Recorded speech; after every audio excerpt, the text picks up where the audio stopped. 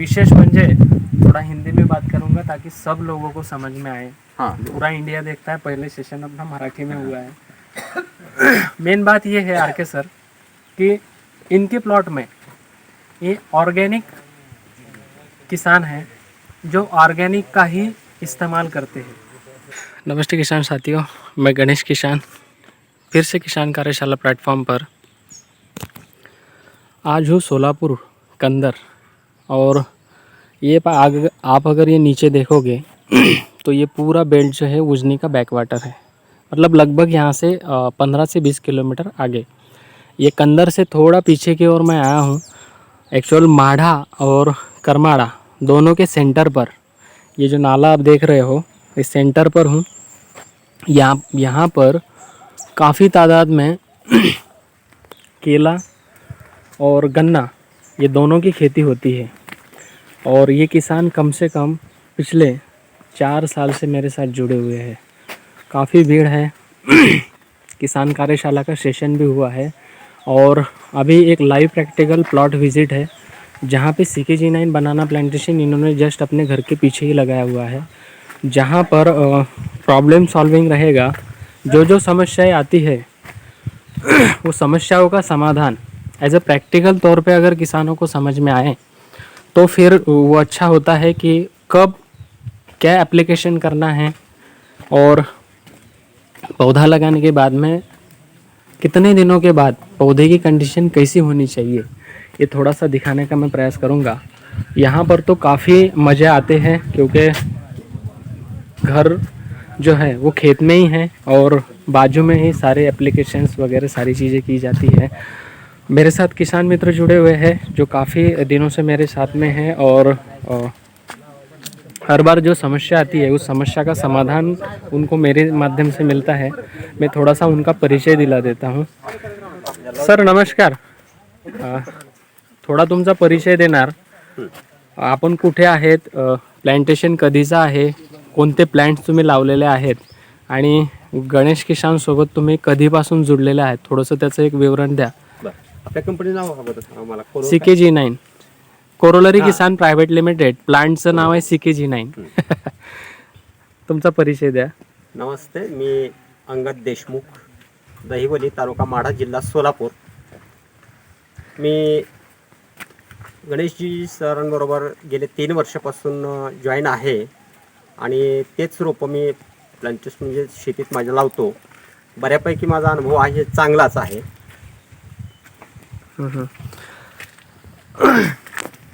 हे plantation जे आहे ते कधी केलेलं आहे? हे प्लांटेशन मी 2 महिन्यापूर्वी केलेलं आहे, 15 तारखेला, म्हणजे 15 ऑगस्टला। 15 ऑगस्ट। हो आणि जोडवड पद्धत माझ्या माहितीनुसार तुम्ही हे केलेली आहे? हो, जोडवड पद्धत। आपण आपल्या इकडच्या भाषेमध्ये जोडवड पद्धत जोडवड म्हणतो। पद्धत म्हणजे हा जो पट्टा आहे हा मोठा आणि हा पट्टा छोटा छोटा। आज 2 महिन्याच्या याच्यानुसार झाडाची जी ग्रोथ आहे ती व्यवस्थितरित्या आहे। विशेष म्हणजे थोड़ा हिंदी में बात करूंगा ताकि सब लोगों को समझ में आए। हाँ पूरा इंडिया देखता है, पहले सेशन अपना मराठी में हुआ है। मेन बात ये है आर के सर कि इनके प्लॉट में ये ऑर्गेनिक किसान हैं जो ऑर्गेनिक का ही इस्तेमाल करते हैं। ऑर्गेनिक मतलब के क्या कि ऑर्गेनिक में जितने तरह के न्यूट्रिशन पौधे को चाहिए, जैसे रासायनिक में होते हैं NPK बैक्टीरिया प्राइमरी अवस्था में, सेकेंडरी अवस्था में कैल्शियम, सल्फर, मैग्नीशियम और थर्ड अवस्था में जो माइक्रोन्यूट्रिएंट्स होते हैं, उसके साथ साथ बायोमास, कार्बन, प्लांट स्टिमुलेंट्स, ये सारी चीज़ों का ये एक बारीक से बारीक इनके पास अभ्यास किया हुआ है और इनके पास इनके खुद के बनाए हुए प्रोडक्ट भी है। और जिसके वजह से आपको प्लॉट अभी ये 2 महीने की प्लॉट की क्रॉप को देखोगे तो एकदम अच्छा और सस्टेनेबल दिख रहा है। कोई भी पौधे का आप देखोगे पूरे प्लॉट में तो एक जैसा प्लॉट है, फिर भी 2 महीने में लगातार बारिश चल ही रही है। आप आपके कुछ अनुभव बताइए ताकि काफ़ी किसान यहाँ पे जुड़े हुए हैं। कई किसानों को लगता है कि 2 महीने के प्लॉट, कई लोगों के प्लॉट देखे इतने ही। हाँ, वेजिटेटिव ग्रोथ, उसके साथ साथ आने वाला नया पत्ता, ये इसके हाइट के हिसाब से ही आता है। आप कभी भी केला खेती में अगर आपने बारीक बारीक चीज़ों को अगर समझा है तो केले का सूडोस्टेम जितना रहेगा उतना उसका पत्ते का साइज आता है। मतलब कि लगभग मैं ये बात करूं कि ये यहाँ से यहाँ तक ये इतना है तो ये पत्ते का ये इतना ही मिलेगा। पौधे की जितनी सूडोस्टेम की हाइट रहेगी उतना उसके पत्ते की साइज रहेगी। सही है। तो इसीलिए इसके वेजिटेटिव ग्रोथ की तरफ हमें ध्यान रखना बहुत आवश्यक है। दूसरा कि पौधे की तने की मोटाई अभी लगभग 2 महीना 15 तारीख को हुआ है, आपने बोला मुझे। हाँ, 2 दिन हो गए ज़्यादा। बराबर। तो आज के डेट तक इसके पत्तों की संख्या कितनी है? 12। 1 2 3 4 5 6 7 8 9 10 11 12 और 13वां निकल रहा है। मतलब कि 60 दिन में 12 पत्ते निकले तो कितने दिनों में एक पत्ता निकला? 5 दिन। 5 दिनों में एक पत्ता निकला है। अभी ये दुविधा ये है कि हर किसान के खेत में ये नहीं मिलेगा।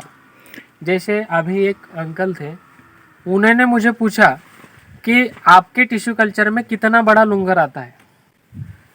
टिश्यू कल्चर मेरा नहीं, इनका नहीं, किसी का नहीं।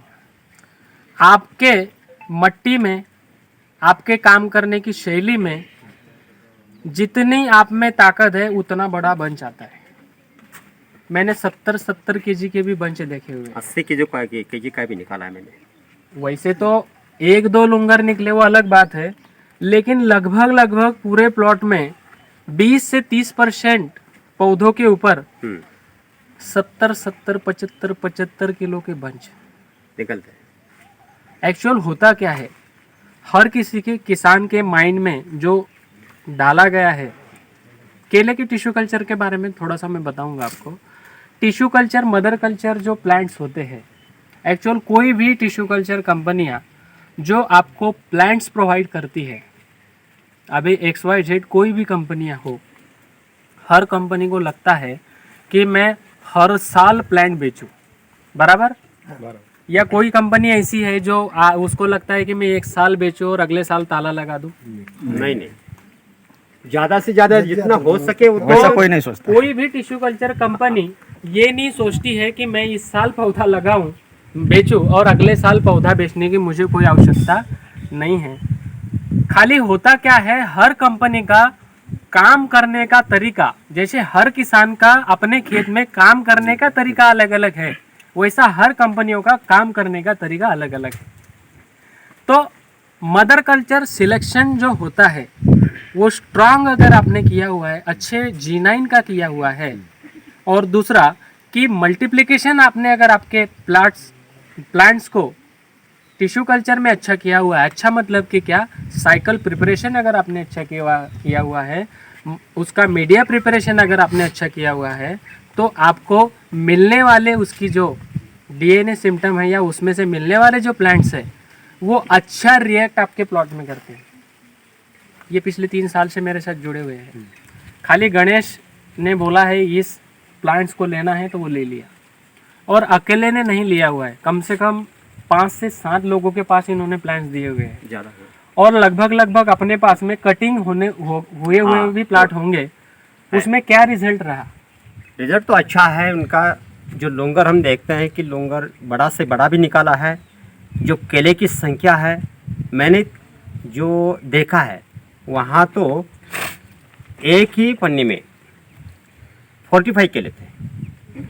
अच्छा, ऊपर के इसमें ऊपर केलों के की इसमें संख्या जो थी ज़्यादा वो 45 है। 45 है, और नीचे की जो गिनी तो उसमें 25 थी। मतलब लगभग अभी कई बार होता क्या है, अभी इसमें भी थोड़ा सा हमने डिफाइन किया हुआ है। कई किसानों को ये चीज़ें भी मतलब अच्छी नहीं लगती है। आज के 4 साल पहले मैं टेम्भुर्ने में था, पाटिल एंड पाटिल सन्स जो है, जो एक्सपोर्ट का नाम है उनका। एक्चुअल 4 साल पहले मैं जो पौधा देता था तो एक्सपोर्ट में उस पौधे की डिमांड नहीं थी। मतलब वो बोलते थे कि ये पंजा, ये केला, ये पौधा ही नहीं लगाना है आपको, क्योंकि वो एक्सपोर्ट के लिए नहीं चलता है। अब एक्चुअल हुआ क्या, योगायोग मैं उसी समय इस क्षेत्र में प्लॉट विजिट के लिए आया। सर भी थे मेरे साथ, गुगली हो रही है ना। मुझे जैसे ही किसान ने बोला कि सर मैं तो मर जाऊंगा यार, आपके 40 किलो के लूंगर को मैं करूँ क्या, कोई लेने के लिए तैयार नहीं है। मैंने बोला क्यों नहीं ले रहा है यार, इतना अच्छा केला है, लंबाई है। बोले वो बोलता है कि आपके केले के लूंगर में नंबर ऑफ फिंगर्स जो है, ज़्यादा जो है। केले है वो ज़्यादा है। फिर मैंने जैसे ये सुना तो मेरे से रिलेटेड एक एक्सपोर्टर है जो दुबई में बैठा है, अपना ही बंदा है, कोड़ी करके नाम है उनका, जो वहीं पे काम करते हैं। उनको मैंने जब ये चीज़ें बताई, अभी अपने को भी ग्राउंड लेवल पे वो चीज़ें नहीं पता है, ठीक है यार एक्सपोर्ट में नहीं मिलता होगा। जब मैंने उनसे बात की तो वहाँ पे उन्होंने मुझे बताया कि इंडिया से जितना भी केले का एक्सपोर्ट यहाँ पे होता है तो उसमें 3 सिम्टम होते हैं, मतलब 3 तरह के केले आते हैं उसमें, गोल्डन, प्लेटिनियम और अभी जो 13 केजी का बॉक्स जा रहा है वो 13 केजी का जो बॉक्स है वो नॉर्मल बॉक्स है। एक्चुअल ये एक्सपोर्ट के लिए अच्छी बात है कि वो एक्सपोर्ट है, लेकिन अपने 13 किलो के बॉक्स को वहाँ पे जो वहाँ के स्टैंडर्ड लोग हैं वो नहीं खाते। वहाँ पे जो इंडियन लोग गए हुए हैं, जो लेबरी कर रहे हैं या आजू बाजू से जो आए हुए हैं, उनको यहाँ का केला दिया जाता है। दूसरा, मैंने उनको पूछा ठीक है इंडिया के केले को आप ऐसे बता रहे हो, ठीक है, लेकिन मुझे यहाँ पे लोकल जो बायर्स है यहाँ का, वो बोल रहा है कि एक पंजे में ऊपर के मुझे 32 केले के अलावा, मतलब 32 केले नहीं चलेंगे, तो वो एक्सपोर्ट के लिए मान्य नहीं है। मैंने बोला यार ऐसा कौन सा एक्सपोर्ट है, आप वहाँ पे बैठे हो, आप कलेक्ट करते हो, तो ऐसी कोई चीज़ है? बोले यहाँ पे कलेक्टिंग होते समय यहाँ पे 32 केले 16 केले ये दिखते ही नहीं है। यहाँ पे केला आने के बाद में 2 केले में राइपनिंग होता है, आपने देखा होगा।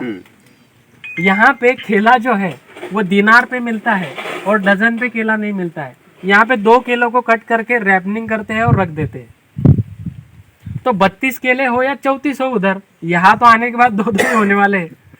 फिर मैंने पूछा कि अगर एक जगह पे एक प्लॉट है जो फंसा हुआ है, उसमें यार केलों की संख्या बहुत ज़्यादा है एक पंजे में, और 13 किलो 13.5 किलो का जो बॉक्स है उसमें 3 हैंड्स ही आएंगे।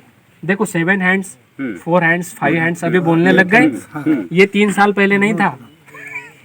पहले खाली क्या करते थे, 13.5 केजी का बॉक्स, अभी हैंड्स बोलने लग गए। हाँ 3 हैंड्स बॉक्स है तो गोल्डन प्रीमियम है बाबा, इसको लो, इसको 2 रुपये ज़्यादा दो। तब उन्होंने मुझे बोला कि आपका माल जो है वो सर्वश्रेष्ठ क्वालिटी का माल है, वो प्रीमियम क्वालिटी का माल है, उसको गोल्डन प्रीमियम के नाम से बेचा जाएगा। दूसरा, इंडिया से अगर 100 कंटेनर आ रहे हैं और 100 कंटेनर में अगर वो एक कंटेनर अगर आ गया और यहाँ किसी ने उसको देख लिया तो इसकी डिमांड बढ़ जाएगी। तो 90% जो 99% जो कंटेनर आ रहे हैं उसको क्या करेंगे, मना कर देंगे। मतलब वहाँ वो समझ में आ जाएगा कि इंडिया में ये भी केला है। फिर हुआ क्या कि लगभग उस समय कम से कम 10 से 12 लाख पौधा यहाँ पे लगा हुआ था, अपना ही नहीं बाकी टिश्यू कल्चर का भी था। और लगभग उस साल का जो वातावरण, जो परिस्थितियाँ थी, उस समय हेवी यील्ड आई हुई थी किसानों की, और रेट भी अच्छा था। 14, 15, 16 रुपये रेट उस समय देखना मतलब किसान के लिए वो देखा ही नहीं था 4 साल पहले। फिर मैं उनके पास गया, पाटिल सर के पास, हम दोनों ही थे। फिर मैं उनके पास गया कि सर हमारे किसानों को आप जो बता रहे हो कि एक्सपोर्ट में 7 हैंड्स का ही बॉक्स लगेगा और आपका केला नहीं लेंगे, तो इसके पीछे का लॉजिकल क्या है? तो बोले हम लोग लेते नहीं, उसको लगे ऐसे होंगे आंडू पांडू, लेते ही नहीं, हमें चलता ही नहीं। मैंने बोला कल से मैं अगर एक्सपोर्ट यहाँ से शुरू करूँ और गोल्डन प्रीमियम में मैं मान लूँ तो आप जो 14 रुपये ले रहे हो उससे मैं 2 रुपये ऑन में दूंगा, आपको कोई तकलीफ नहीं होनी चाहिए, मैं इसलिए आपके पास आया हूँ, है ना। तो उसको फिर लगा कि यार ये कौन है, और जब बोला गोल्डन प्रीमियम प्रीमियम तो उसको लगा कि इसको तो पूरा लिंक पता है। उसके बाद में उन्होंने खरीदी चालू की, और आज के डेट में मार्केट में 5 हैंड्स को बहुत ज़्यादा डिमांड है। 5 हैंड्स को, 7 हैंड्स थोड़ा सा नीचे है, और 3 हैंड्स अगर किस में मिल जाए तो वो तो गोल्डन प्रीमियम है, वो कई कई जगह पे नहीं मिलता।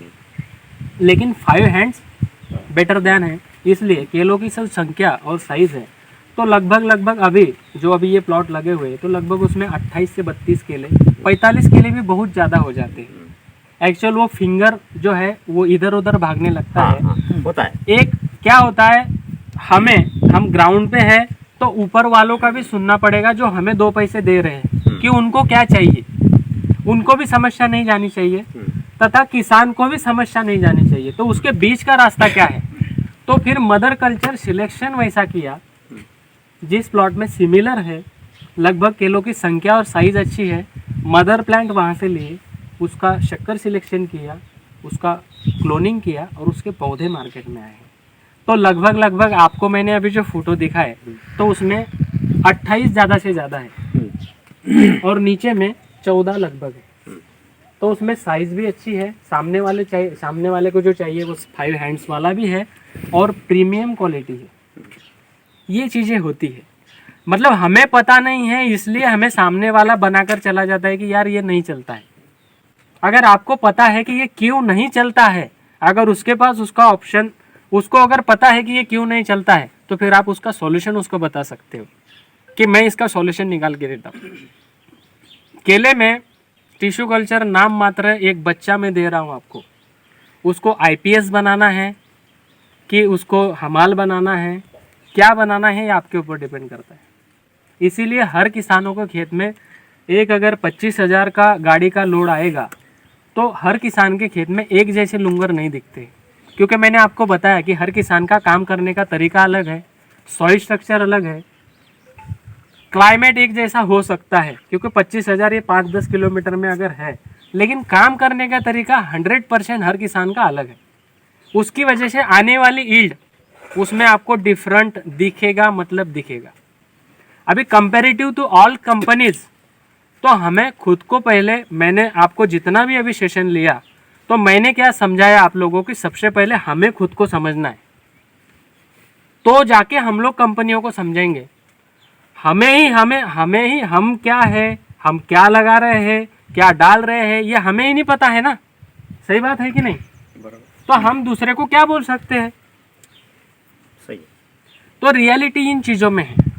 और मेरे हिसाब से सोलापुर डिस्ट्रिक्ट में जितने भी फार्मर्स हैं एग्रेसिव है, सीखना जानते हैं, समझना जानते हैं, एप्लीकेशन करते हैं। इसीलिए आज की डेट में कोई भी एक्सपोर्टर जो बाहर बैठा हुआ है वो सबसे पहले सोलापुर का नाम लेता है कि कम बैक टू, मतलब उनको परचेसिंग के लिए वो हर बार अगर कॉल आते हैं हमारे पास तो वो सबसे पहले सोलापुर का नाम लेते हैं कि सोलापुर से बनाना एक्सपोर्ट मिल जाएगा क्या।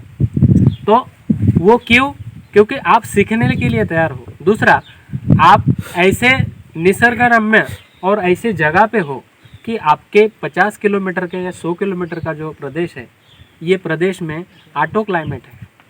यहाँ पे पिछले साल गया था क्लाइमेट 40 के आगे, लेकिन आप पीछे अगर जाओगे तो इतना क्लाइमेट कभी भी इंटरफेयर नहीं हुआ है। लेकिन आज के बाद में अगर आप पर्यावरण पूरक कुछ काम नहीं करते हो तो क्लाइमेट इसी तरीके से आपको हर बार चोट देकर जाएगा, मतलब जाएगा।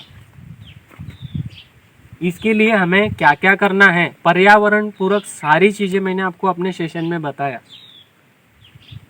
उन चीज़ों के ऊपर हमें ध्यान रखना है।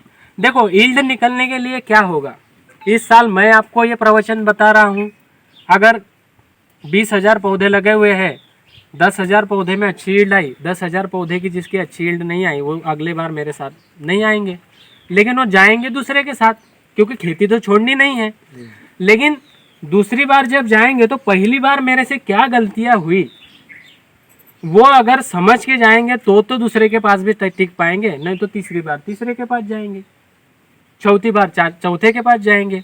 लेकिन हमें खुद को समझना है एज ए प्रैक्टिकल। तो प्रैक्टिकल में केले का ओरा क्या है, केले में लगता क्या क्या है, उस हिसाब से जाना है।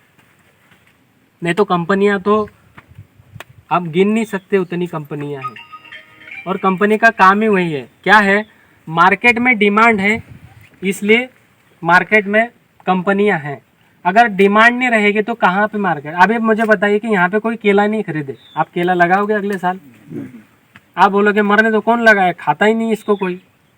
इसीलिए आप खेतों में जो दवाइयाँ डाल रहे हो, आप उसको मंगवा रहे हो, आपको लग रही है इसलिए कंपनियां आ रही है। लेकिन क्या है कि हम लोग जो डाल रहे हैं उसका हमें पता होना चाहिए कि कब और कैसे देना है और किस लिए देना है, तो फिर हम सक्सेस फार्मर की स्टोरी में आ सकते हैं। नहीं तो अन्यथा मैं आया 2 घंटे बाजा बजाया बोल के चला गया, बस जैसे थे वैसे। क्योंकि 3 चीज़ें तो मैंने आपको बता दी कि ना वातावरण आपके साथ में है, पर्यावरण को तो आप टच ही नहीं कर सकते हो, ना मोल भाव आपके हाथ में है। आपके हाथ में ओनली वन, उत्पादन कितना ज़्यादा से ज़्यादा लेना है। तो उस उत्पादन एक्स्ट्रा लेने के लिए जो आपकी खेत में जो एक्स्ट्रा इनकम लेने के लिए आपको उस क्रॉप के पैटर्न के बारे में या उस क्रॉप के बारे में पूरी जानकारी होना आवश्यक है। फिर वो न्यूट्रिशन मैनेजमेंट हो, क्लाइमेट कंट्रोल हो, वाटर मैनेजमेंट हो और चयन वाला बीज हो, लैंड प्रिपरेशन हो, ये सारी चीज़ों का आपको पूरा एनालिसिस करना है, लिखना है। आज खेती केला लगाना था, पपीता लगा दिया, काम ख़त्म। दोनों के डीएनए अलग है, दोनों के काम करने की प्रणाली अलग है। ऐसा होता है। प्लानिंग से काम करो। केला लगाना है, मुझे अगर फरवरी में 15 फरवरी को केला लगाना है तो मेरा आज से प्लानिंग चाहिए, 4 महीने पहले से प्लानिंग चाहिए कि मैं केला लगा रहा हूँ, बनाना प्लांटेशन कर रहा हूँ, तो उसके लिए मेरे खेत में क्या होना चाहिए। और मैं फरवरी में लगा रहा हूँ तो फरवरी से लेकर अगले आने वाली फरवरी तक क्या क्या समस्या जाएगी, उस समस्या का निराकरण भी उसके आगे लिखना चाहिए। अभी वातावरण परिस्थिति, ठंडी, गर्मी, बारिश वो आएगी, उस समय जो आएगा उसके लिए हम लोग हैं, लेकिन नॉर्मल तरीके से हम इसको कैसे हैंडलिंग कर सकते हैं वो चीज़ें आपके पास लिखी होनी चाहिए, ताकि समय पे आप उसको एप्लीकेशन कर सको। नहीं तो अन्यथा हम लोग जब आंखों से दिखेगा उस समय अगर उसके ऊपर एप्लीकेशन करने जाएंगे तो लगभग उस समय तक 20 से 30% बीमारियां उस पौधे के पूरे इंटरनल बॉडी को चूस लेती है। तो हमें परिणाम स्वरूप उतने अच्छे रिजल्ट नहीं मिलते हैं जितने कि मिलने चाहिए। बीमारी दिखने के बाद पता चलेगी तो वो तो वैसे भी रिएक्ट किया हुआ है। बीमारियां तो हर शरीर शास्त्र में पड़ी हुई है। वो रिएक्ट कब करती है? जब आपकी इम्यूनिटी ड्रॉप होती है, वो प्लांट्स हो या आपकी ह्यूमन बॉडी हो। तो हमें पहले से प्रिपेयर्ड रहना पड़ेगा। अभी आ ही गई तो फिर उसका कोई इलाज नहीं है, लेकिन हम लोग अगर प्रिपेयर्ड है तो उसको रिपेयर कर सकते हैं। नहीं तो कई बार पार्क खराब हो जाता है घिस घिस के बाद में पता चलता है इसको रिपेयर, वो रिपेयर नहीं होता है। वैसे ही प्लांट्स की मॉर्फोलॉजी समझनी पड़ेगी। इसीलिए सब लोगों को किसान कार्यशाला यूट्यूब चैनल है मेरा, सारे पोथी पुराण उसमें मिलेंगे आपको। जैसे ही आप गूगल पे इसमें जाओगे यूट्यूब पर किसान कार्यशाला गणेश किसान लिखो, चैनल को सब्सक्राइब करो और उसमें आने वाले पूरे क्रॉप पैटर्न्स, अभी पूरा मेरा एक सेशन आएगा केला, तो केले का पूरा पैटर्न। अभी केले में हर किसान के पास, बेचारे के पास उतना पैसा नहीं है कि 16, 17, 20 रुपये का पौधा खरीदे। तो बाकी किसानों को केला लगाने की इच्छा है तो वो करे क्या बेचारा? तो कंद का भी काम रहेगा। इनके पास अगर कंद है, इनसे कंद लेकर जाओ, कंद लगाओ। कंद का प्लांटेशन करते समय कैसे करना है, उसका ट्रीटमेंट कैसे करना है, उससे अच्छा यील्ड कैसे लेना है, सिमिलर ग्रोथ कैसे लेना है, ये सारी चीज़ें एक सेशन के माध्यम से आएगी। आप चैनल को अगर देखोगे तो खाली आपको देखना है, पेन डायरी लेना है और लिख के रखना है। उसके उपरांत भी आप लोगों को आपके खुद के अगर प्रैक्टिकल्स है, क्योंकि किसान के अलावा कोई ऐसा दूसरा व्यक्ति नहीं है जो कि प्रैक्टिकल करता है। आप लाइव प्रैक्टिकल करते हो पैसा डाल के, सही है ना? ऐसे पैसे फेंक के प्रैक्टिकल करते हैं हम लोग। तो जो आपने किया हुआ है वो चीज़ें भी उसमें लिखनी है। अगर मैं कहीं पे गलत हूँ तो आपने मुझे वहाँ रोकना है, आपने मुझे वहाँ पे रोक कर बताना है कि सर मैंने ये गुड़ गोबर नहीं, ये मट्टी गोबर डाला था ना, तो इससे बेस्ट रिजल्ट आया। तो मैं उसके ऊपर मंथन करूँ और फिर मैं बाकी किसानों को भी बताऊँ। एक्चुअल आप जो बताओगे मैं वो प्रैक्टिकल करूँगा, प्रैक्टिकल करने के बाद दूसरे पे। ये एक वैचारिक मतभेद जो है किसानों में, जो मेरे खेत में मैंने डाला हुआ है तो बाजू वाले को नहीं बताऊँ, ये चीज़ें ख़त्म करनी है। सबको एक ओरे में लेकर चलना है। अभी कई सारी चीज़ें मैंने आपको बताई ही नहीं है। अपन धीरे धीरे प्लेटफॉर्म पर सारी चीज़ें डालेंगे ताकि किसान घर बैठे मोबाइल पे दूसरे काम नहीं देखते हुए वो थोड़ा सा यूट्यूब खोले और उसमें खेती विषय की ये चर्चा अगर देखे तो उसको समझ में आए कि वातावरण परिस्थिति अनुसार आने वाली बीमारियां और उसका उपचार क्या है। तो फिर कहीं ना कहीं खेती में हम लोग आगे बढ़ सकते हैं। नहीं तो अन्यथा आपकी खेती को आप नहीं कर रहे हो, आपके आजू बाजू में जो दुकानदार है वो आपको सलाह मशवरा दे रहे हैं। एक्चुअल उनकी भी कोई गलती नहीं है, क्योंकि 4 किलोमीटर पे दुकान नहीं है, 15 किलोमीटर पे है, तो आप 15 किलोमीटर पे जाने ही वाले हो। उनकी भी क्या गलती है, लेकिन हमें समझना पड़ेगा कि कौन से प्रॉब्लम के लिए क्या सॉल्यूशन है। ठीक है, बाकी कुछ आपकी क्वेश्चन अगर होंगे केले को रिलेटेड तो आप मुझे पूछ सकते हो। ठीक है, एक यहाँ पौधा है,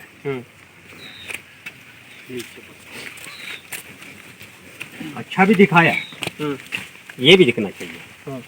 अभी ये पौधे में नीचे में रूट रॉट वाली समस्या है, इरवेनिया रॉड बोलते हैं उसे। आप इसको निकालोगे ना तो करता क्या है, पौधा पानी को शक कर लेता है नीचे, और शक करने के बाद में जड़ों के पास में बासा पानी को रोक के रखेगा। अभी होता क्या है, ये कब कब होता है मैं बता रहा हूँ।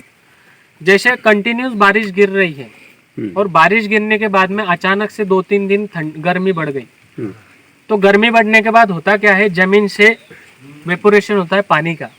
अभी पौधे को लगता क्या है, पानी खत्म हो जाएगा। अभी पौधे जड़ें क्या करती है, पानी को खींच लेती है, पकड़ लेती है। पकड़ने के बाद में केला, मैंने सबसे पहली बार बताया कि केला स्टोरेज अपना यहाँ पे बनाता है, मतलब गांठ के पास में। और गांठ के पास में जब बनाएगा तो यहाँ पे बासा पानी बनेगा, तो बासा पानी अगर यहाँ पे रुकेगा तो ये कॉलर रॉड बनाता है यहाँ पे, उसको बासा पानी रहेगा। एक्चुअल केले में 2 चीजें होती है, नीचे ये सेल्यूलोज और होमी सेल्यूलोज होता है जो तना होता है उसका, और ऊपर में पत्ते निकलते हैं। एक्चुअल केला ये पत्तों का आवरण है, आप इसको निकाल कर देखोगे तो इसमें कोई भी डंडा नहीं है। तो ये पत्ते और नीचे का जो इसका गांठ होता है, इसमें एक तरह की एक चक्री होती है, क्योंकि वहीं पे वो केले का पत्ता बनता है ऊपर आने के लिए। तो वहां पे जब ये बासा पानी रुका रहेगा तो वो काला काला करता है, वो काला करेगा, फंगस आएगी। तो फंगस आने के बाद में जो बनने वाला पत्ता है वो नहीं बनेगा, और नहीं बनेगा तो पत्ता ऊपर नहीं आने आएगा, और पत्ता ऊपर नहीं आएगा तो फिर वो पौधा सड़ गल के खत्म हो जाएगा। दूसरी बात कि ये चीज हुई पानी पकड़ने की वजह से। दूसरा इसमें और होता है कि नीचे अगर घूमनी है, ये अपन बता रहे हैं, वाइट ग्रब अगर इसको चटक के चला गया है थोड़ा सा भी, तो भी वहाँ पे फंगस आती है, और फंगस आते आते आते वो केले में फैल जाती है। ठीक है, उसको उखाड़ो, उखाड़ना पड़ेगा उसको। वो क्या तो बदल्या सीधे जमलं असतं। हाँ, ये पोंगा आएगा ही नहीं। मैंने आपको जो बताया ना, नीचे से ये पोंगे को जाने नहीं देगा, और ये नहीं जाएगा तो पोंगा आएगा ही नहीं। पोंगा ऊपर से फिर सेंटर लॉस होके खत्म हो जाएगा। अभी इसके बाजू में जो निकला हुआ है वो अच्छा आएगा।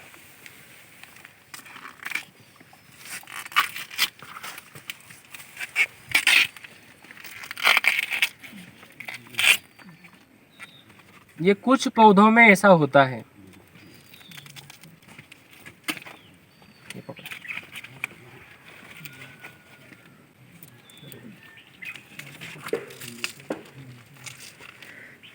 अभी ये पौधा अभी का नहीं रिएक्टेड है, क्योंकि ये पौधे की हाइट और इन पौधों की हाइट एक जैसी होनी चाहिए थी। ये कब से ही बीमार पड़ा हुआ है, मतलब लगभग 1 2 3 4 5 6 1 महीने पहले से ही बीमार है भाई।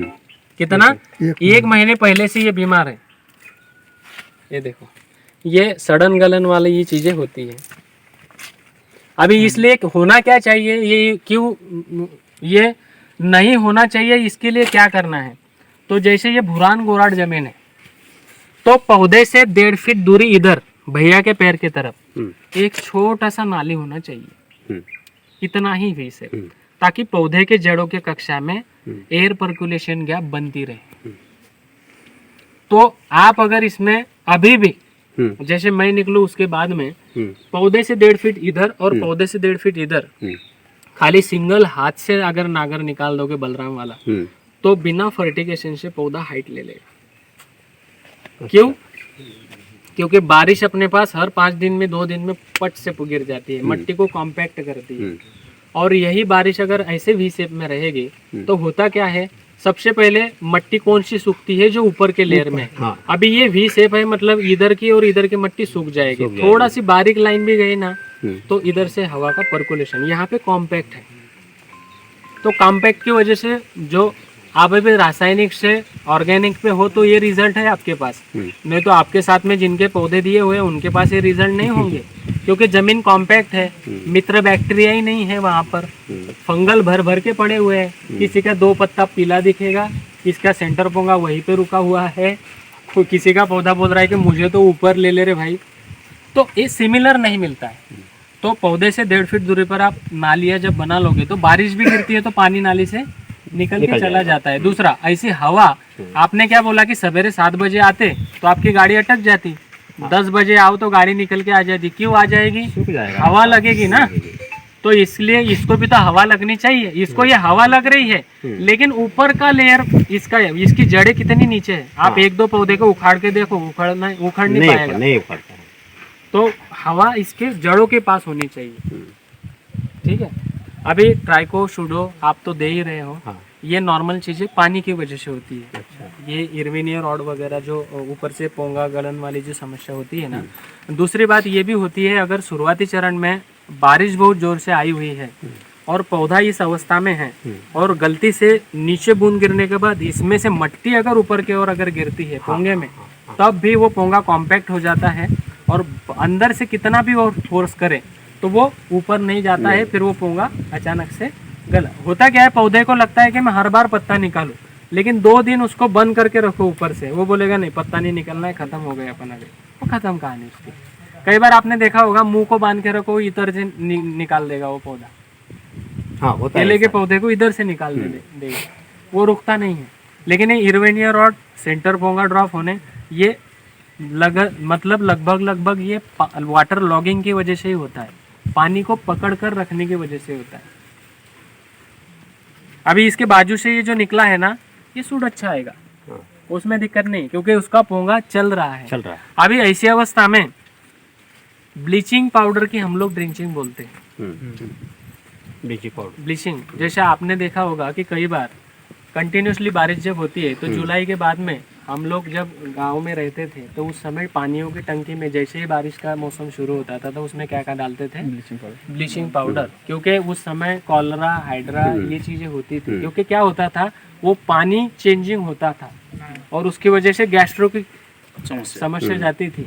तो वो गैस्ट्रो ना हो उसके लिए उस पानी में ब्लीचिंग पाउडर डाला जाता था, ताकि ब्लीचिंग पाउडर डालने के बाद में वो बैक्टीरिया को ख़त्म कर देता था, हमें कुछ नुकसान नहीं होता नहीं। उसी तरह से जब जब बारिश आती है, अचानक से गर्मी के बाद बारिश आती है और 2-4 बार बारिश आने के बाद में जैसे ही बैक्टीरियल विल्ट का समस्या दिखता है, तो उस समय 1 एकड़ के लिए 200 लीटर पानी में 2 किलो ब्लीचिंग पाउडर इसका घोल बना लेना है। और घोल बनाने के बाद में उसमें 5 किलो नीम के पत्ते, कोई भी नीम के पत्ते ये कूट के उसमें चटनी बना के डाल देना है और हिलाकर प्रति पौधे के जड़ों में, केले में 2-2 ml ड्रिंचिंग कर देना है। तो वहाँ पे जो बैक्टीरियल ग्रोथ है वो पूरा खत्म हो जाता है। ये कई बार बताया हुआ है मैंने। अभी कई किसानों को लगता है कि ब्लीचिंग पाउडर डालने से बैक्टीरिया मर जाएंगे, क्या होंगे। तो मैंने वही बोला कि ब्लीचिंग पाउडर क्या करो, लिख के जाओ। मैंने बोला गूगल पे जाओगे, घर पे हर किसी के हाथ में मोबाइल है, वो किसको क्या मिला, कौन महाराष्ट्र का विजेता हुआ, वो देखने की आवश्यकता नहीं। अपन इसमें डालो ब्लीचिंग पाउडर, ये कैसे बनती है, आंटी को पूछो, गूगल आंटी को, वो पट से बता देगी कि ब्लीचिंग पाउडर कैसे बनती है। चूने से बनती है। चूने के ऊपर एक रासायनिक प्रक्रिया करके वो ब्लीचिंग पाउडर में कन्वर्ट हो जाती है। अभी चूना मतलब कैल्शियम, और पौधे को कैल्शियम की आवश्यकता है। लेकिन इधर चूना रखोगे और इधर ये रखोगे तो दोनों में अंतर है काफी, क्योंकि वो केमिकल उधर से रिएक्शन किया हुआ है। वही उसको कुछ दिनों के बाद में कैल्शियम के माध्यम से वो कैल्शियम सल्फाइड बन जाता है। ये सर्च करना पड़ेगा, उसको न्यूट्रल भी करना है। उसको न्यूट्रल करने के लिए वही है अल्कोहल। टैंगो बोला ना मैंने आपको, बॉबी टैंगो। पिलाओ इनको भी भयंकर तरीके से, ये डुलेंगे ये भी खतरनाक। हाँ, टैंगो पिलाओ, बॉबी पिलाओ। अल्कोहल एक्चुअल हर ह्यूमन बॉडी हो या प्लांट्स बॉडी हो, उनको अल्कोहल चाहिए। लेकिन अल्कोहल इतना नहीं चाहिए कि आदमी हिले। कितने दिन में देने का है अल्कोहल? पहले दिन से ही एक्चुअल अल्कोहल चाहिए, लेकिन अल्कोहल एक्चुअल हम जितना भी खाना खा रहे हैं, जो फ्रूट्स खा रहे हैं, उसके माध्यम से हमारी बॉडी में अल्कोहल मिल रहा है। बाकी लोग एक्स्ट्रा लेते हैं तो वो उनकी उनका वो ये है कि उनको लगता होगा, ठीक है, लेकिन वो नहीं लेना चाहिए। ठीक, अल्कोहल देना चाहिए। कभी कभी ऐसा होता है कि आधा पत्ता हरा होता है, आधा पत्ता पीला होता है। कभी कभी ऐसा भी होता है कि उस पर सफ़ेद चट्टे भी आ जाते हैं। ये क्यों? हाँ, ये माइक्रोन्यूटन जो होता है बारीक बारीक एक्चुअल होता है। ये क्यों होता है मैं बता रहा हूँ। बार बार उसी जगह पे मैं लेकर आ रहा हूँ।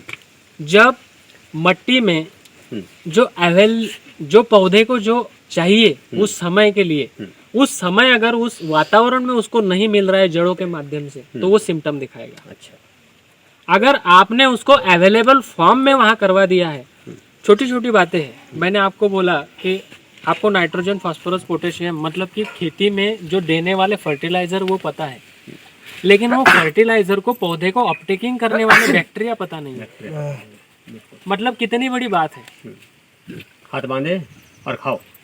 तो वही नहीं पता है अपने को। मुझे बताइए, अभी कुल मिला के अगर ये पीला है या इसके ऊपर साइड से धारें आती है, या फिर यहाँ पे ये अगर एक साधारण नॉर्मल का एक अपना कलर कौन सा बोलते हैं, रेड कलर के बीच में एक वो कलर होता है, बोरान की डिफिशियंसी वो दिखाता है, वो चीज़ है। अभी ये मुझे पता है कि आंखों से दिख रहा है, लेकिन नॉर्मल किसान जिनको बेचारे को बैक्टीरिया पता नहीं है, मित्र बैक्टीरिया, वो कैसे पहचानेंगे? मैं बताने का प्रयास ये कर रहा हूँ कि आपके खेतों में भरमसाठ मित्र बैक्टीरिया होने चाहिए। जब उसको लगे वो उठा के दे दे भाई। मित्र फंगस चाहिए। जब भी कोई शत्रु फंगस वहां पे अटैक करे तो वहां पे मित्र फंगस, मतलब आप बंदूक लेकर आ रहे हो तो मेरे पास बंदूक चाहिए, आप तलवार लेके आ रहे हो तो मेरे पास तलवार चाहिए। वो चीजें है ही नहीं। पता चला आप बंदूक लेके आ रहे हो, मैं तो इधर लकड़ी लेके घूम रहा हूँ, तो तब तक तो खत्म था। ये ऐसा ही कंडीशन है। इसलिए माइक्रो बायोलॉजिकल जो चीज़ें हैं माइक्रो में, वो चीज़ें अवेलेबल फॉर्म में चाहिए। सबसे मेन बात है कि गोबर की खाद। तो गोबर की खाद भी हम लोग क्या करते हैं कि इस साल की इसी साल डाल देते हैं। उसको गोबर की खाद को ट्रीट करके डालो। भले ही आप गोबर खाद को पूरे खेत में नहीं डालते हुए क्रॉप लगाने के बाद में हर पौधे के पास उसको ट्रीट करके इतना डालो, ताकि मित्र बैक्टीरिया उसके 1.5 से 2 फीट के ओरे में रहेंगे, तो उसको जब जो चाहिए वो चीज़ें अपटेक करवाएगा। अभी ये हुआ उसका पूर्ण खाद प्रबंधन। लेकिन कई बार क्या होता है, पीलापन दिखना, न्यूट्रिशन कम दिखाना। तो ये चीज़ें क्यों होती है? कभी कभी खेतों की परिस्थितियाँ अलग अलग होती है। कभी पानी रुकता है, कहाँ पानी नहीं लगता है, तो उससे न्यूट्रिशन मैनेजमेंट बराबर नहीं होता है। कहाँ चुनखड़ी होगी, चुनखड़ी के ज़मीन में मैग्नीशियम, कैल्शियम ये चीज़ें अपटेकिंग नहीं होता है, आयरन में अपटेकिंग नहीं होता है, तो उन सारे का कॉम्बिनेशन कैसे अपटेकिंग होगा उसके ऊपर काम करना पड़ता है। मतलब कि सारी चीज़ों का मेन मूड अगर आप समझोगे तो आपके खेती में ऑर्गेनिक परसेंटेज को आप अगर उस तादाद में बढ़ाते हो, ग्रीन मैन्योर डालने के बाद बढ़ाते हो, तो आपके खेतों में आने वाली जो समस्याएं हैं वो इतनी आपको नहीं दिखेगी। कोई भी क्रॉप पैटर्न लो, कोई भी क्रॉप लगाओ, उसमें समस्या नहीं आएगी। बराबर। डिफिशियंसियाँ दिखाना तो उसका काम ही है, क्योंकि उसको नहीं मिला हुआ है तो दिखाएगा ही। आपको समझ में आए तो ठीक है, नहीं तो फिर वो तो चल रुकता नहीं है। कोई भी प्लांट रुकता नहीं है। उसका काम क्या है, मुझे लगाया है, मुझे इसमें से फल निकाल कर देना है। वो छोटा देगा, बड़ा देगा, या फिर तूरा दे देगा, बस खत्म कहानी। उसको कैसे न कैसे उसको वहां से डिस्ट्रॉय होना है। ठीक है। दूसरी बात ये है, अगर इस पत्ते को हम देख लें तो इसमें कोई चट्टा नहीं है कोई, लेकिन अगर इसको देख लें तो ये काले पे फंगस, ये काले जो धब्बे हैं इसके ऊपर, ये क्या है? ये थ्रिप्स माइट्स ने किया हुआ हाहाकार है ना। जो शकिंग इससे क्या होता है? शकिंग पेस्ट जो है, जो इसके ऊपर, इससे देखो अभी इसके ऊपर इतना रिएक्शन नहीं होगा, क्योंकि केले के पत्ते जो है ये बड़े हैं और इसका क्लोरोफिल जो है वो डार्क है, बड़ा है। अभी यही डिवाइडेशन आपका अगर यहाँ पे मान लीजिए मूंगफली होती या सोयाबीन होती तो उसके पत्ते कितने छोटे, इतना सा पत्ता, और इसमें इतने से पत्ते में अगर यहाँ पे 10 धब्बे अगर होते तो ये पत्ते का पूरा क्लोरोफिल वो खींच लेता, मतलब कि वो पत्ता ड्रॉप खत्म। केले में वो समस्या नहीं होती है। केले में अभी इसका कुछ समस्या नहीं आएगा, लेकिन यही समस्या केले का बंच अगर आया हुआ है वो एकदम स्मूथ होता है, और इसके ऊपर अगर ये बूंद के आएगी तो वो उसमें से क्लोरोफिल वो खींच लेता है। केले में उसमें लेंथ में, कीपिंग क्वालिटी में और भरने में थोड़ा सा कहीं ना कहीं समस्या जाता है। उदाहरणार्थ मैं आपको बता देता हूँ कि एक आपको काटा हुआ मच्छर, आपको यहाँ मच्छर काटने के बाद में अगर वो यहाँ से उठ के चला भी गया और अगर आपने खुजली की और उसको अगर थोड़ा सा बुबुला आया तो कम से कम आधा घंटा बॉडी उसके ऊपर रिएक्ट करती है कि यार यहाँ पे कुछ तो भी काटा था, हर बार वहीं पे जाता है ध्यान। लेकिन कुछ समय के बाद बॉडी उसको रिलीज कर देती है, खत्म कहानी। वैसे भी इसको खत्म कर दिया, उतने समय तक ही रिलीज करेगा। अच्छा। हाँ, उस अवस्था में कंटिन्यूसली बारिश हो रही है, पौधा पच पानी में है, उसको चलने के लिए जो न्यूट्रिशन की आवश्यकता है वो है ही नहीं, फिर वो क्या होगा, बीमार गिरेगा। इसीलिए आने वाले नए पत्ते में अभी आपको कुछ नहीं दिख रहा है, लेकिन आने वाले पत्ते में आने वाला सेंटर पोंगा जो है वो छोटा जरूर है। ये छोटा होने का मेन कारण है कि अभी इसके आजू बाजू में आपका एयर पर्कुलेशन नहीं है। जब एयर पर्कुलेशन होगा तो आपके पौधे ऑटोमेटिकली ऊपर पोंगा बढ़िया से बढ़िया निकालना शुरू कर देंगे। ठीक है। अभी जमीन कॉम्पैक्ट है बिल्कुल। अगर पौधे से 1.5 फीट इधर और इधर अगर नाली निकालते हो तो आपको कई सारे अच्छे बेनिफिट्स इसमें दिखेंगे। एक ही बाकी कम रह गई।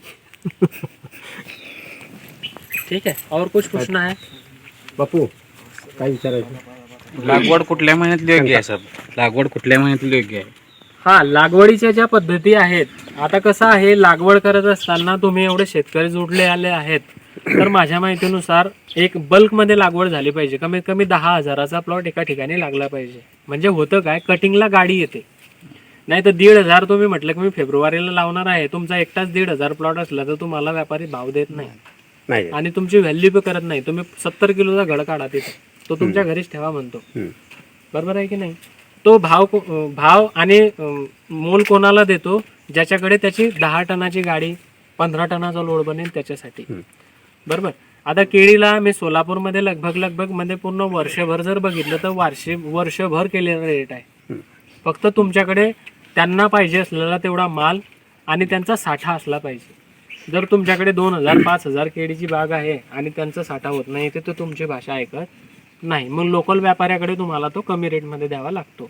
लागवडीच्या पद्धती आता ऑक्टोबर नोव्हेंबर पर चांगल्या आहेत, मग 5 शेतकरी मिळून 10,000 केळी लागवड करा, म्हणजे पुढच्या वर्षी कटिंगला तुमच्यासोबत, कारण आजूबाजूला पण लागवडी होत आहेत, पण तुमचा हा 5-7 किलोमीटरच्या एरियामध्ये कमीत कमी गाडी इकडे आल्यानंतर ती भरली पाहिजे।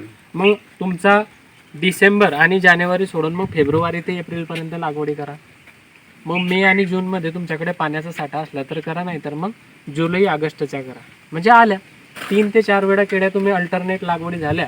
फक्त लागवडी करत असताना त्या ज्यावेळेस लागवडी करतायत त्या लागवडीच्या वातावरण कोणतं आहे, कधी मी लागवड करतो आहे, त्याच्या अनुषंगाने जमिनीची तयारी करा। लँड प्रिपरेशन केल्यानंतर त्याचं क्लायमेट कंट्रोल करा। लागवडीच्या पद्धती कोणत्या असल्या पाहिजे ते फार महत्त्वाचं आहे, मग त्याच्यानुसार तुम्ही केळी लागवडी करू शकता। भाव माझ्या माहितीनुसार मी आधीच बोलतो आहे तुम्हाला, भाव कधी कोणते किती असतील हे कोणीही सांगू शकत नाही। आणि भावाच्या भरोशावर जर आपण शेती करायला लागले तर मग आपल्याला दुकानात काम करायला पाहिजे. शेतकऱ्यासारखा गोष्ट अशी दिलदार आहे, कुठं आहे हो? ज्यावेळेस आपण फेब्रुवारीमध्ये लागण करतोय हा. तर फेब्रुवारीतली लागण बरोबर डिसेंबरमध्ये थंडीच्या महिन्यात येते आणि त्यावेळेस बराचसा प्रॉब्लेम चिलिंगचा असतो. मग त्या चिलिंगला आपण आटोक्यात कसं घ्यायचं? चिलिंगला ऍक्च्युअल तुमच्याकडचा हा जो भाग आहे तुम्हाला चिलिंग हा प्रकार नाहीये. आहे बरोबर आहे तर भरपूर प्रमाणात आहे. लगभग चिलिंग जर तुमच्याकडे येत असेल तर चिलिंग साठी करायचं काय? आता आपल्याकडे करतो काय, तुम्ही चिलिंगचं जर व्यवस्थापन जर बघितलं तर जेवढी जास्त थंडी पडते तेवढ्या वेळेत आपण काय करतो, मोटर बंद करून टाकतो. हो तर ते सगळ्यात पहिलं चुकीचं काम आहे. बर. ज्या वेळेस थंडी पडते त्या वेळेस तुम्हाला पाणी जास्त द्यायचं आहे.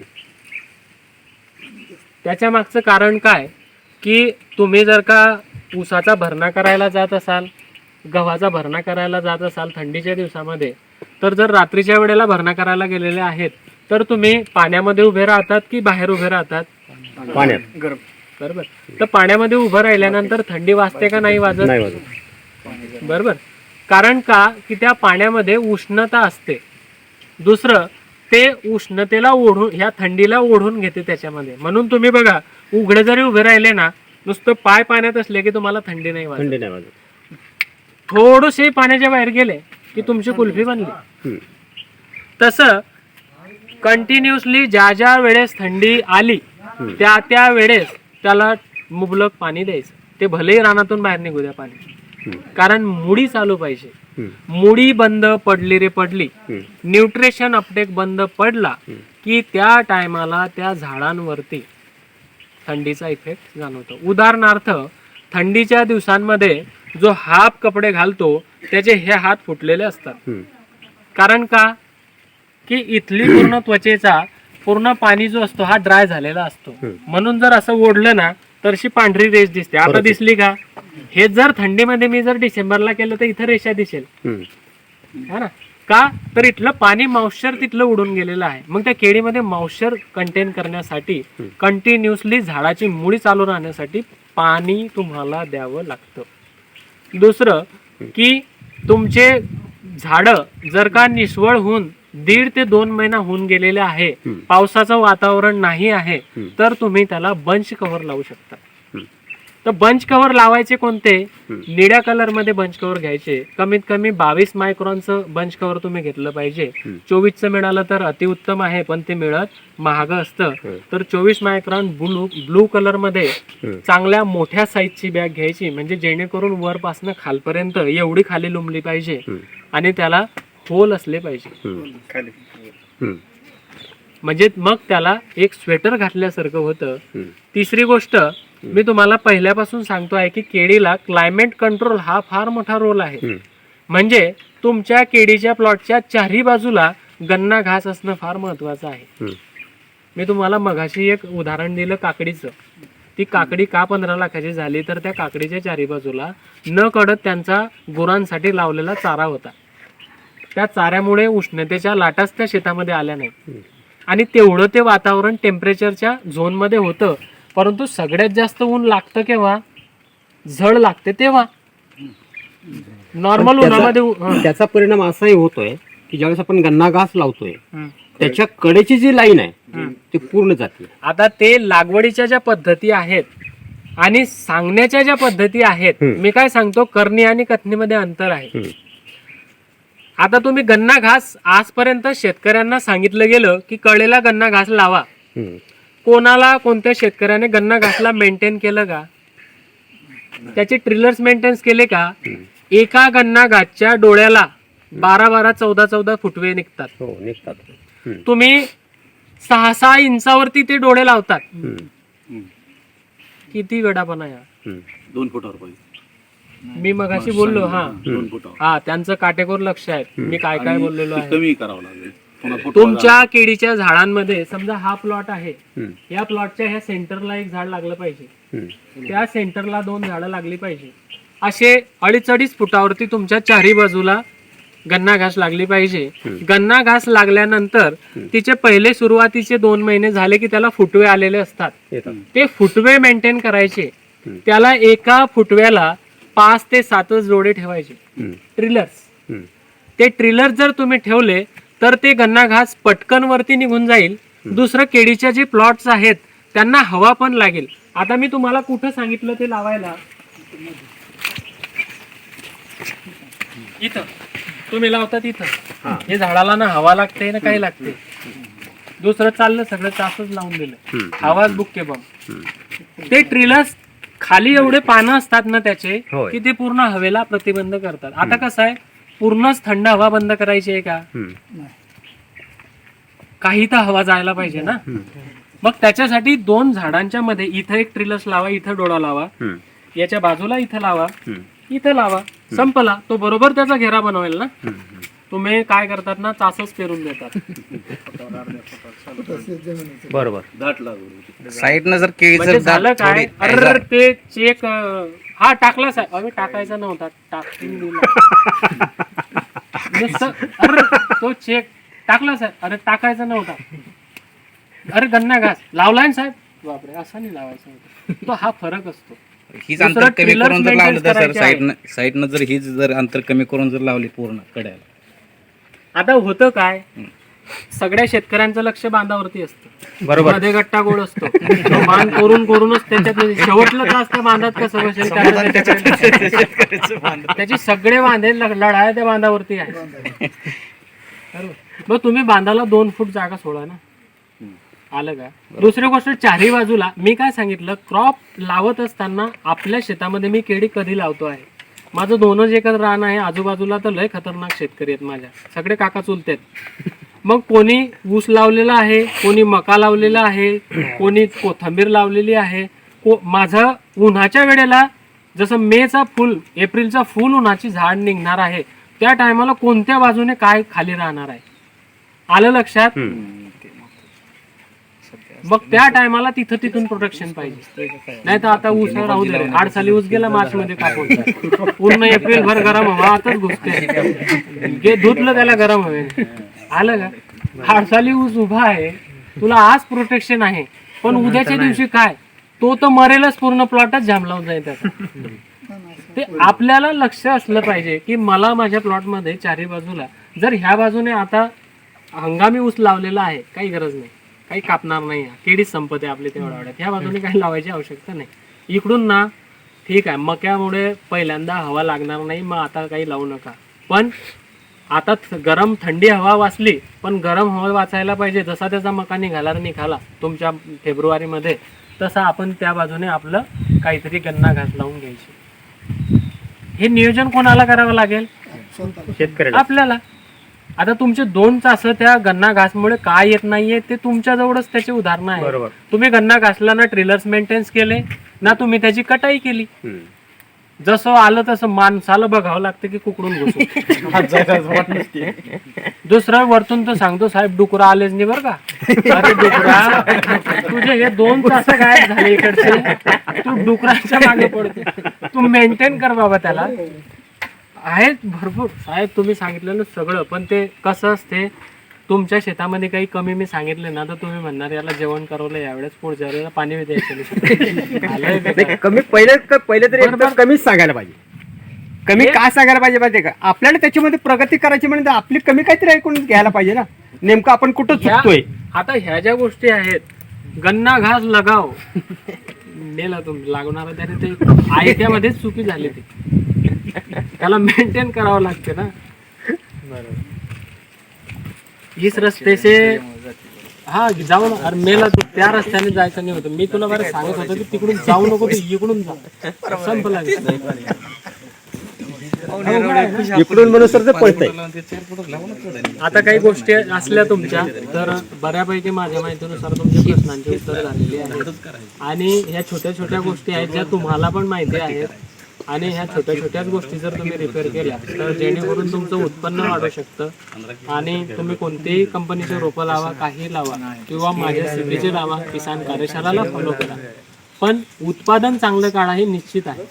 बांधावरती करू नका, बांधापासून आतमध्येच कुस्त्या खेळा, बरोबर. एवढं कार्य करा, कारण बांधाच्या बाजूचे सगळे आपले सगळेच आहेत. ठीक आहे.